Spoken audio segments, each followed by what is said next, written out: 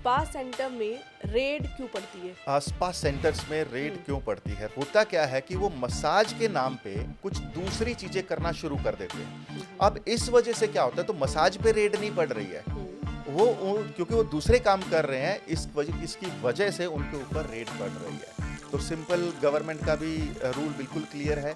अगर आप massage therapy दे रहे हैं तो वो लीगल है।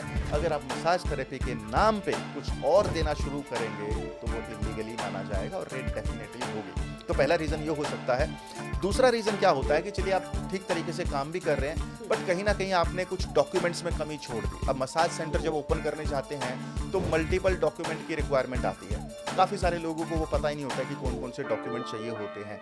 अब चलिए आपके डॉक्यूमेंट भी हो गए जी रेडी। उसके बाद एक तीसरा प्रॉब्लम आता है कि स्टैंडर्ड ऑपरेटिंग प्लान, तो वो आपका क्लियर होना चाहिए कि रूम का सेटअप कैसा होगा, उसके अंदर लॉक होगा कि नहीं होगा, मिरर होगा कि नहीं होगा। तो ये सारी जानकारी भी आपके पास होनी जरूरी है।